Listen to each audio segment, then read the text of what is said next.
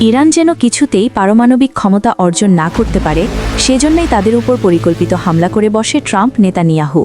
আর সেটিই কাল হয়ে দাঁড়িয়েছে তাদের ভাগ্যে। তাদের বিমান হামলার পর থেকেই প্রতিশোধ নিতে মরিয়া হয়ে উঠেছে সাহসী মুসলিম দেশ ইরান। আর তাই একে একে মার্কিন ঘাঁটি, স্থাপনা ও দূতাবাসে ধ্বংসযজ্ঞ চালাচ্ছে তারা। ট্রাম্প নেতানিয়াহুকে শিক্ষা দিতেই যেন আবারও অপারেশন ট্রু প্রমিস অভিযানে নেমেছে ইরান।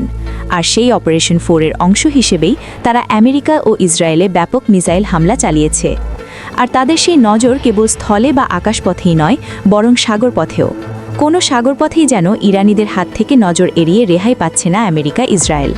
তাদের জাহাজ দেখামাত্রই নির্ভুল নিশানায় মিসাইল দিয়ে উড়িয়ে দিচ্ছে ইরানের ইসলামী বিপ্লবী গার্ড বাহিনী IRGC।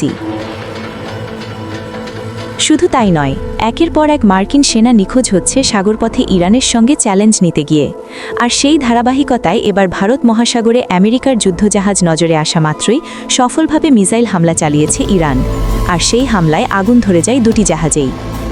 এ নিয়ে ইরানের ইসলামী রেভলিউশনারি গার্ড কোর IRGC দাবি করেছে, তারা ভারত মহাসাগরে মার্কিন যুদ্ধজাহাজ লক্ষ্য করে সফল ক্ষেপণাস্ত্র হামলা চালিয়েছে।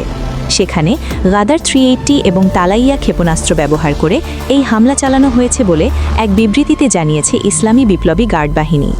গাদার হল মাঝারি পাল্লার ব্যালিস্টিক ক্ষেপণাস্ত্র, যার পাল্লা 2000 কিলোমিটার পর্যন্ত। অন্যদিকে তালাইয়া একটি কৌশলগত ক্রুজ ক্ষেপণাস্ত্র ব্যবস্থা, যা 1000 কিলোমিটার পর্যন্ত লক্ষ্যবস্তুতে আঘাত হানতে সক্ষম এবং মাঝপথে লক্ষ্য পরিবর্তনের ক্ষমতাও রাখে। এছাড়াও প্রেস টিভির এক প্রতিবেদনে IRGCর বিবৃতি দিয়ে দাবি করা হয়েছে, হামলার সময় যুদ্ধজাহাজটি ইরানের সীমান্ত থেকে 600 কিলোমিটারেরও বেশি দূরে অবস্থান করার পরও ইরানিদের নির্ভুল হামলায় দুটি জাহাজেই ব্যাপক আগুন ধরে যায়। IRGC তাদের এই সফল মিসাইল হামলাকে ট্রু প্রমিস 4 অভিযানের একটি অংশে বলে জানিয়েছে।